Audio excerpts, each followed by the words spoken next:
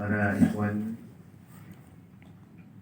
yang dimuliakan oleh Allah Subhanahu wa Ta'ala, alhamdulillah kita bersyukur atas segala nikmat karunia yang Allah berikan kepada kita. Alhamdulillah kita sama-sama telah melaksanakan kewajiban kita sebagai seorang santri daripada guru kita Sidi Syekh Ahmad bin Muhammad At-Tijani. Kita sama-sama melaksanakan wazifah berjamaah, haidalah berjamaah. Kita sambung dengan sholat maghrib berjamaah. Mudah-mudahan apa yang kita lakukan di tempat ini semuanya makbul. Amin ya Allah. Diterima oleh Allah Subhanahu wa Ta'ala. Tidak kita keluar dari tempat ini melainkan dosa-dosa kita semuanya diampuni oleh Allah. Hajat-hajat kita dikabulkan oleh Allah. Keburukan-keburukan kita diganti oleh Allah dengan kebaikan-kebaikan. Dan juga mudah-mudahan Sahibul Bait Bapak Haji Asbullah dengan Ibu Hajah Ida Rosidah, Allah berikan kepada mereka hajat mabrurah. Amin ya Allah. Wa sa'yan mashkuran. Amin. Wa dhanban maghfurah. Amin. Allahumma amin. Amin. Dan insyaallah dalam waktu dekat ini beliau akan menikahkan ya putri beliau. Tanggal berapa tepatnya? Besok tanggal 15 di tanggal 1. Wah, cepat banget ya. Masya Allah. Tahan guys. Dikebut Ya, luar Iya. biasa. Nggak tahan menjadi kakek. Mudah-mudahan Allah jadikan rumah tangga putri beliau sebagai rumah tangga yang penuh dengan ibadah, rumah tangga yang sakinah, mawaddah, warahmah. Amin. Amin ya rabbal alamin. Para ikhwan sekalian yang dimuliakan oleh Allah,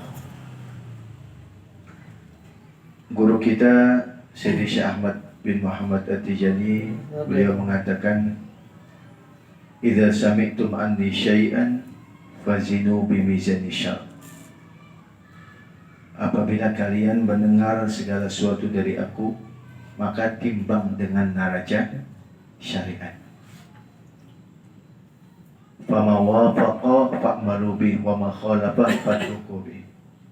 Kalau seandainya sesuai dengan syariat, lakukan.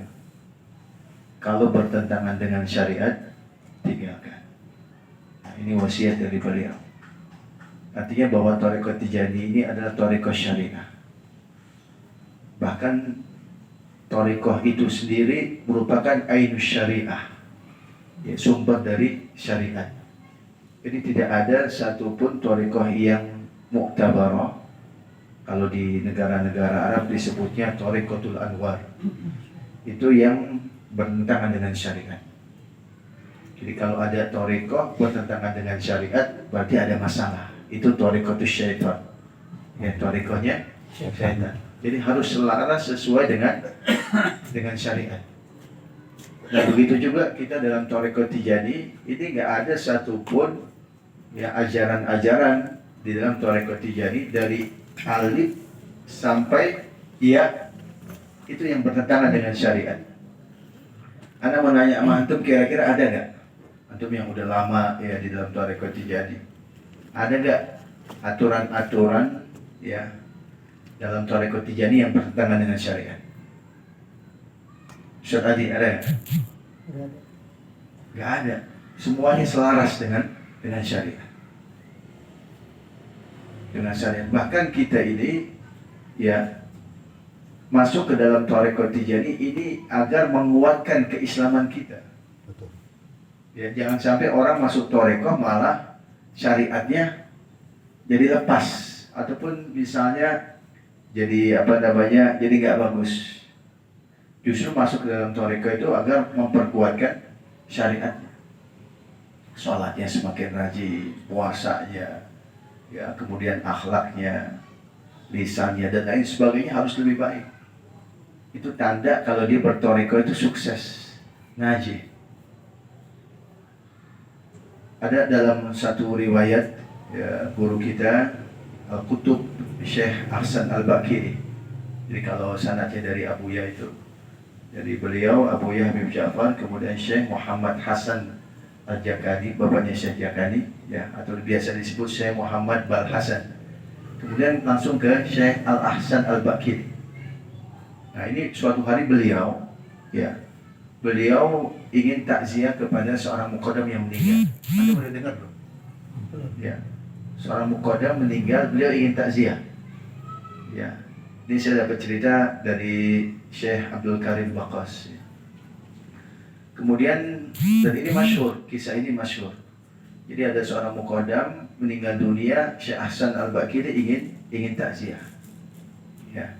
Kemudian ketika sampai di rumah duka, rumah muqaddam yang meninggal ini ternyata jenazahnya udah dimakamkan. Nah, beliau minta diantar. Ya, beliau minta diantar ke makamnya muqaddam tersebut.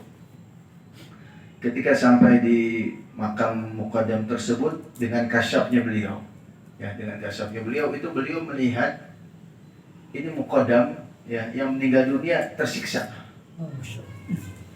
Tersiksa beliau. Jadi ada belenggu di dalam kuburnya. Beliau kaget. Ini seorang muqaddam ya para ikhwah. Jadi ini kita nggak ada jaminan. Kalau kita seorang thariqah kita menyimpang dari syariat, nah itu hati-hati. Bukannya kita masuk thariqah malah jadi gampangin syariat. Ya, karena saya pernah juga itu ditanya ada ikhwan di Surabaya. Beliau nanya, gimana hukumnya ada seorang ikhwan ini punya hutang tapi bayar pakai sholat Fatih. Karena nanya hutangnya berapa? Cuma 2 juta katanya. Tapi ini orangnya sering banget hutang, bayarnya pakai sholat Fatih. Terus saya bercandain, kenapa nggak ngutang 1 miliar aja? Bayarnya pakai sholat Fatih. Nah, ini nggak benar pemahaman seperti ini. Kalau orang utang pakai bayar sholat Fatih udah beres, wah itu nanti dijadi dimusuhin yang lain, bahaya. Nggak benar pemahaman. Katanya dia dengar dari muqaddam begitu. Ini kan bahaya. Ya. Nah jadi terbelenggu di dalam kuburnya muqaddam ini. Itu muqaddam ya, mohon maaf, masya Allah. Kemudian beliau ingin bertemu dengan keluarga muqaddam tersebut yang meninggal. Akhirnya beliau bertanya, ada seorang adik perempuan dari muqaddam ini, yang wanita itu bilang bahwa almarhum ini masih hidupnya zalim sama saya. Katanya begitu. Zalim sama saya. Kenapa memangnya? Jadi ada harta warisan. Ya, harta warisan. Ini muqaddam ini zalim. Haknya adiknya ini yang perempuan gak dikasih. Dimakan. Memang ini perempuan adiknya ini kaya raya. Cuma kan gak seperti itu. Kalau yang warisan yang dibagi, kecuali kalau diikhlasin, itu lain lagi.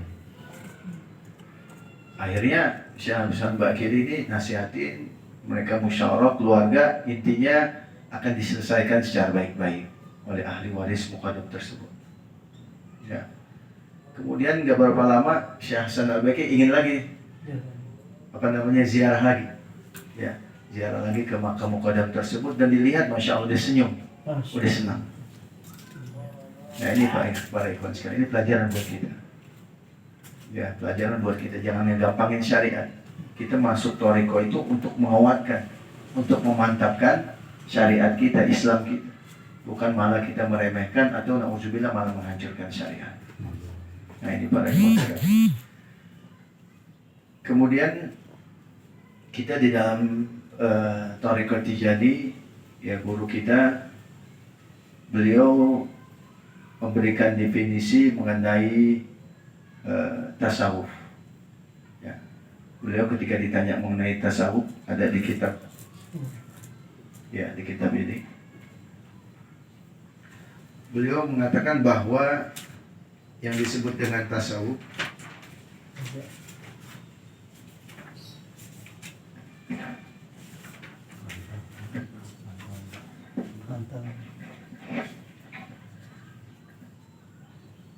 i'lam anna tasawufa huwa imtithalul amri wajtinabu an-nahi fi zahiri wal batin min haitsu yarda la min haitsu tarda. Nah ini para ikhwan sekalian. Ya, jadi kita dalam ilmu, dalam rangka keislaman, ya ada yang namanya ilmu ilmu tasawuf. Makanya para ulama ini mengatakan ilmu yang wajib kita tuntut, yang wajib kita pelajari ada 3. Yang pertama adalah ilmu tauhid, yang kedua ilmu fikih, yang ketiga ilmu tasawuf. Ya cuma kalau tetangga kita yang sebelah itu nggak suka ilmu tasawuf, dia mengatakan bahwa tasawuf ini bid'ah, haram dan lain sebagainya. Nauzubillah. Jadi kalau ilmu tauhid, ilmu yang pelajari tentang keyakinan kita, kemantapan kita kepada Allah Subhanahu wa taala. Ilmu fikih, ilmu mempelajari tentang bagaimana kita beribadah kepada Allah. Sementara ilmu tasawuf, ya ini bagaimana kita memperindah, mempercantik hubungan kita dengan Allah. Nah, itu ilmu tasawuf. Nah, ilmu tasawuf ini para ikhwan sekalian prakteknya adalah thariqah. Ya, praktek daripada ilmu tasawuf adalah berthariqah. Nah, guru kita Sayyidi Syekh Ahmad Tijani, beliau mengatakan bahwa tasawuf adalah yaitu menjalankan perintah Allah Subhanahu wa taala, imtithalul amri wajtinabun nahyi, menjalankan perintah Allah Subhanahu wa taala dan menjauhi larangan Allah. Jadi perintahnya dilaksanakan, larangannya ditinggalkan. Fil zahir wal batin. Ya, kalau pengertian takwa secara umum banyak ulama-ulama memberikan definisi takwa, termasuk para sahabat Nabi. Ada sahabat Nabi yang bernama Sayyidina Ibnu Umar, beliau memberikan definisi takwa. Beliau mengatakan bahwa at-taqwa huwa alla tara nafsaka khairan min ahad. Tapi semua ulama sepakat bahwa takwa itu imtitsalul awamiri wajtinabun nawahi. Menjalankan perintah Allah, meninggalkan larangan Allah. Nah, ini guru kita mengenai tasawuf, ya. Ini beliau dengan keilmuannya beliau, zahir dan batin, beliau mengatakan bahwa yang namanya tasawuf adalah menjalankan perintah Allah, ya, menjauhkan larangannya, meninggalkan larangannya, fi zahir wal batin, dalam zahir dan batin. Jadi bukannya yang nampak aja dalam zahir, tapi batinnya juga. Min haitsu yarda la min haitsu tarda. Dari sisi yang Allah ridhoi, bukan yang kita ridhoi. Nah, ini yang berat. Ya, yang paling penting Allah ridhoi, itu di situ. Nah, ini para ikhwan sekalian. Jadi kita berthariqah ini, ya bagaimana kita menjalankan perintah Allah, yang menjauhkan larangan Allah Subhanahu wa taala, zahir dan batin.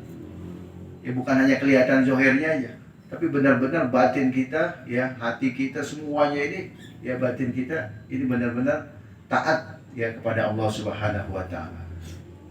Ya mudah-mudahan kita semua bisa mengamalkan ini, ya. Jadi jangan sampai kita mengamalkan thariqah hanya zahirnya aja, tapi batin kita, hati kita, segala macam ini rusak. Oh, iya. Karena yang namanya tasawuf itu banyak ulama memberikan definisi juga mengenai tasawuf. Ya, tadi guru kita seperti itu pengertian tasawufnya. Ada juga banyak ulama memberikan pengertian mengenai tasawuf bahwa tasawuf adalah engkau tidak memandang dirimu itu lebih baik dari yang lain. Jadi kita memandang diri kita ini nggak ada apa-apanya, rendah. Karena ketika seorang menganggap dirinya hebat, dirinya tinggi, nah ini bahaya. Walaupun mungkin di hadapan Allah kita ini luar biasa, ya. Di hadapan Allah mungkin kita luar biasa, tapi orang yang memperdalam tasawuf dia nggak pernah mandang dirinya ini lebih baik dari siapapun, hatta kepada orang yang ahli maksiat, apalagi sama orang yang rajin ke masjid. Dia merasa dirinya banyak kekurangan, banyak dosa, ya. Pokoknya segala keburukan itu ada di dalam dirinya. Itu orang yang bertasawuf. Ada juga yang mengatakan bahwa tasawuf adalah meninggalkan kedengkian orang lain. Jadi kedengkian orang lain, karena kita dalam jalan menuju Allah ini ujiannya luar biasa. Ya, salah satunya orang yang dengki, yang nggak suka sama kita pasti ada. Pasti ada. Nah, kita nggak balas kedengkian dia dengan kedengkian lain. Nah, itu tasawuf.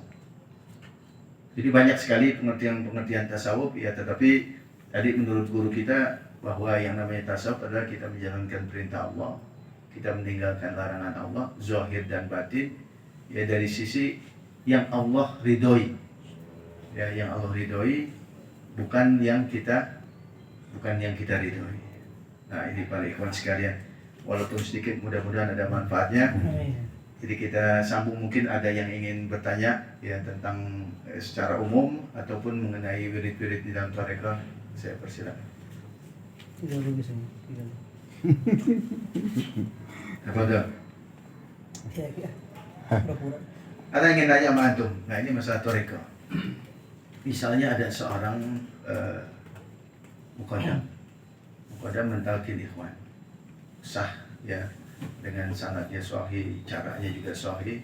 Kemudian dalam waktu 1 tahun misalnya, berjalan waktu, tiba-tiba na'udzubillah, ini muqaddam ini murtad, ya, keluar dari Islam atau keluar dari tarekat. Karena di salah satu kitab Al-Yawaqit Al-Mudi'ah yang saya baca itu seperti itu.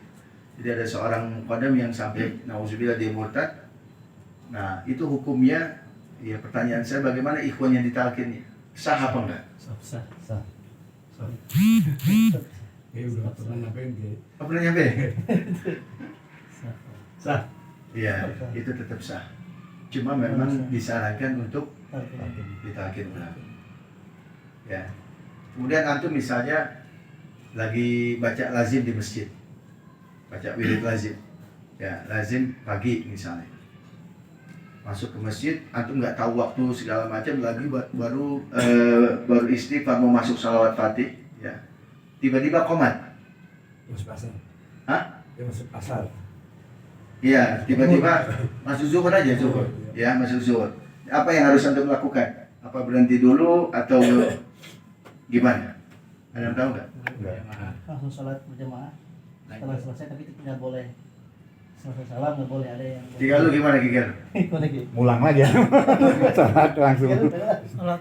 Jadi kalau begitu, kalau kejadiannya seperti itu, ya, jadi kalau ada ikhwan yang mengalami seperti itu, ya, lanjut ke, ketika misalnya ada qomat, itu langsung ikut sholat. Ya, nanti setelah selesai sholat lanjutin lagi. Yang penting dia nggak berbicara. Nggak diulang lagi. Assalamualaikum langsung lanjutkan zikir ya. Iya, jadi assalamualaikum langsung lanjutkan. Yang belum ya. Yang belum ya, nggak dari awal. Nah, itu ditandai. Cuma ini kayaknya jarang ya, karena ikhwan udah tahu kondisi ya, kondisinya, waktunya. Tapi kalau misalnya terjadi seperti ini, ya kita nggak tahu. Nah, itu seperti itu jadinya. Ikutin sholat, setelah itu langsung dilanjutkan. Biasanya kejadiannya kalau subuh takdim. Ya. Lagi mepet takdim gitu, misalkan lagi takdim, terus dikit lagi mau selesai, tiba-tiba azan. Misalkan satu lagi la ilaha illallah, terus 3 kali lagi. Ketika la ilaha illallah, baru 3 kali lagi, tiba-tiba qomat, tiba-tiba azan subuh, pas azan subuh. Itu takdimnya bagaimana? Apakah diulang? Karena kan batasnya pas azan subuh. Ya, jadi kalau untuk takdim, ya, takdim itu syaratnya selesainya ya harus sebelum azan subuh. Jadi jangankan 3 atau aja misalnya kurang la ilaha illallah, ya, kurang 1 la ilaha illallah, azan nih, itu batal. Takdimnya yang batal, tapi insya Allah dia dapat pahala. Maksudnya batal bagaimana? Nanti habis sholat subuh diulang lagi. Lagi biasa ya. Iya, seperti biasa. Ulang lagi. Ya, jadi seperti biasa. Kalau pas doa maksudnya lazim sudah selesai lagi, tapi doanya belum selesai nih. Sah. Sudah selesai. Jadi yang wajibnya itu sampai la ilaha illallah, udah selesai azan, antum belum doa, Belum. itu tetap sah, tetap sah. Iya. Ya. Bahkan kalau masalah doa, antum nggak doa juga itu udah sah, karena nggak termasuk rukun. Rukun lazim apa aja? Niat, Niat, kemudian Fatihah, istighfar 100, ya, astaghfirullah dengan sigohnya astaghfirullah. Kemudian selawat salawat, ya, lebih aktualnya salawat fatih. Jadi usahakan itu pada waktu lazim itu baca salawat fatih, walaupun dengan salawat yang lain juga sah. Ya, minimalnya kalau misalnya waktunya mepet atau sakit dan lain sebagainya, itu nggak bisa kita baca salawat fatih Allahumma sholli ala sayyidina Muhammad wa ala alihi. Itu minimal.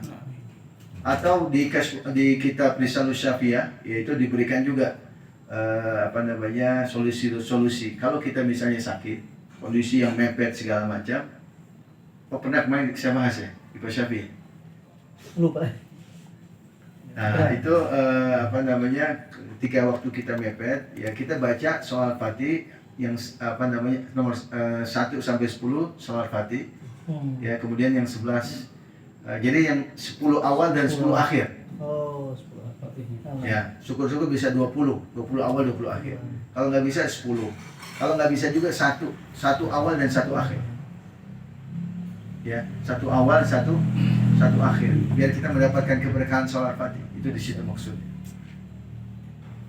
Nah, jadi kalau misalnya, karena ini yang namanya takdim ini sangat penting dan pahalanya luar biasa. Bahkan pernah Syed Abdul Karim Bakos itu menghitung ya pahala waktu itu ya. Kalau kita wirid malam itu fadilahnya keutamanya berapa kali? 500 kali lipat. Ya, 500 kali lipat. Kemudian Ikhwan Tijani ketika dia berzikir itu ditemani oleh 70.000 malaikat. 70.000 malaikat, 70.000 dikali 500 berapa? 34 atau 35 juta? 35. Coba kira berapa? 35 miliar. Iya 35. 70.000 dikali 500 kali lipat. Ya, 500 kali 500. 70.000 kali 500. 75.000 Saya lupa 35 juta atau 34 juta. 70.000 kali Apa ya? 500. Itu bukan lagi. 35. 35 juta berarti. 35 juta fadilah keutamaannya. Itu luar biasa. Cuma syaratnya wirid masaknya udah dikerjain. Jangan sampai mau wirid takdim, mau ditakdim tapi masaknya belum dikerjain. Kalau lupa Nah, gimana kayak? hah? Kalau lupa, saya pernah gitu. Wah, Takdim. pas subuh ingatnya, pas subuh. Belum masak gitu. Tapi saya takdim semalam. Ya, jadi gini syaratnya itu ya syarat untuk takdim wirid pagi itu harus yang masanya selesai. Itu syarat. Jadi kalau misalnya beluman lazim masak, nah itu nggak sah. Terus ngulang. Lagi. Ulangnya 2 tuh. Ya kan? Karena Yang itu kodok, yang masak kodok. ya lazim apa namanya yang masaknya kan belum. Iya, kodok. Ya kan dikodok kemudian setelah itu ngerjain apa namanya yang Ya udah, terus.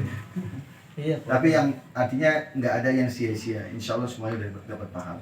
Cuma kalau bicara hukum ya itu batal karena belum melaksanakan wirid masa. Itu seperti itu. Ya berarti harus kodok. Kalau saya lupa juga nggak ngerjain. Saya pikir udah takdim, saya belum ngerjain lagi wajibnya. Harus kodok berarti ya. Ya harus dikodok. Ini juga yang sering terjadi di para ikhwan kalau lagi safar ke Idul Adha, ke Lumajang, ke Jawa Timur sering banget pas kita jamaah takhir atau jamaah takdim ya.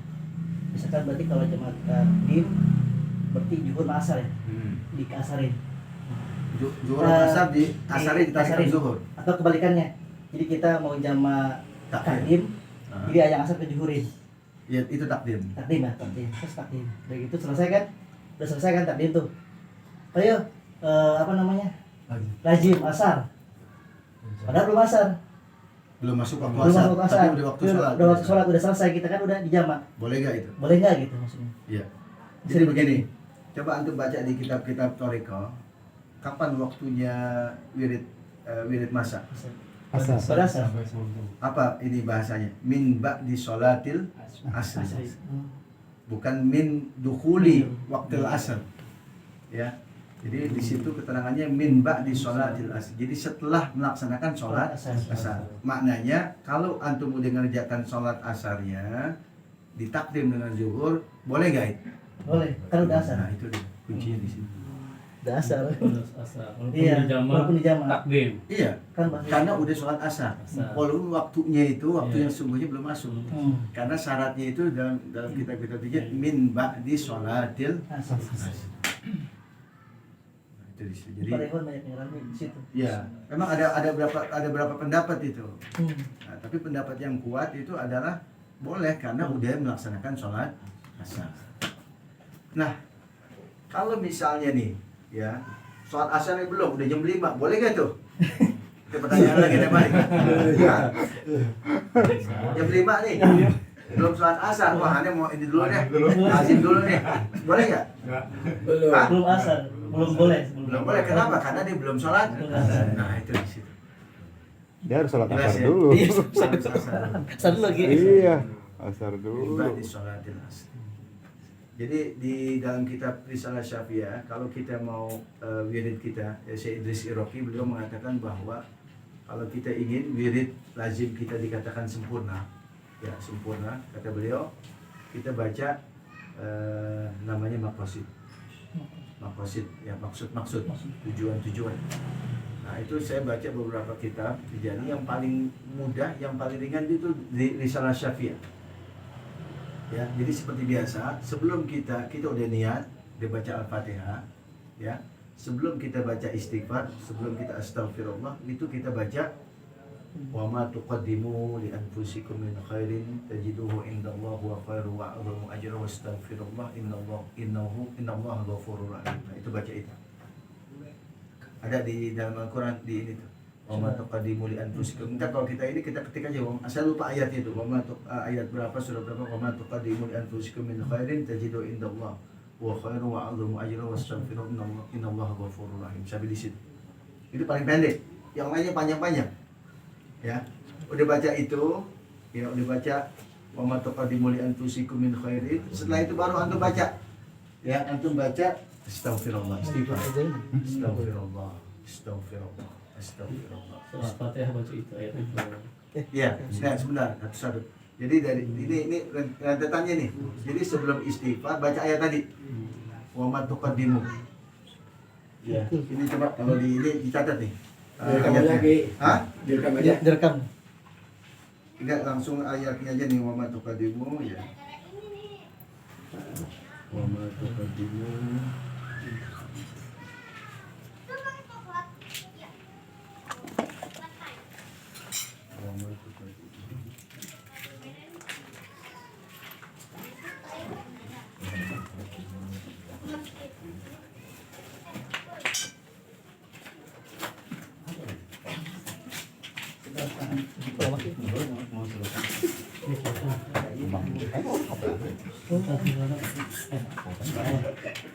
Ini Al-Baqarah ayat 110.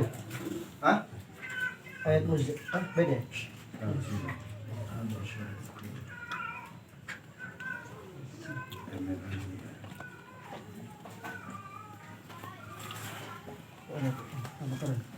Coba bisa di ini ada aneh enggak ini? Ada. Wa ma tuqaddimu li anfusikum Ada. min khairin tajidu indallah. Ya, jadi bacanya itu wa ma tuqaddimu li anfusikum min khairin.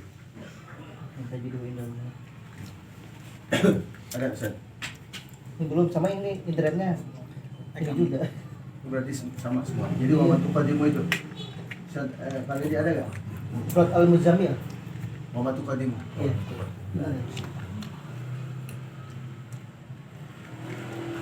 Belum lagi. Nah, iya. Lagi direkam. Wa ma tuqaddimu li anfusikum min khairin tajiduhu indallah wa khairu wa 'azzamu ajran wastaghfirullah. Surat Ya. Muzammil. Suratnya surat Al-Muzammil ayat 20. Nah ini ya. Kita baca Laki itu. Amin. Masya Allah. Masya Allah. Masya Allah. Di dalam yang punya HP. Ya. Terus udah gitu baru mulai istighfar. Ya. Al-Muzammil ayat Al-Muzammil ayat 20. 20. Wa tuqaddimu li anfusikum min khairin tajidu indallahi wa khairu wa 'azzamu ajran wastaghfiru innallaha ghafurur rahim. Udah mulai, udah setelah baca ayat itu baru astagfirullah, astagfirullah, astagfirullah. Jadi benar-benar dihayatin ya, hudurul qalb. Jadi ini para ikhwan sekalian, dalam kita berzikir, agar zikir kita berkualitas, itu ada dua hal yang sangat penting. Yang pertama itu keikhlasan. Ya. Jadi ketika kita hadir wazifah apa segala macam, pokoknya itu harus benar-benar karena Allah, ikhlas. Yang kedua itu yang nggak kalah penting, hudurul qalb. Menghadirkan hati, ini yang disebut dengan khusyuk. Ya, jadi benar-benar hati kita ini nggak kemana-mana. Ya, benar-benar fokus.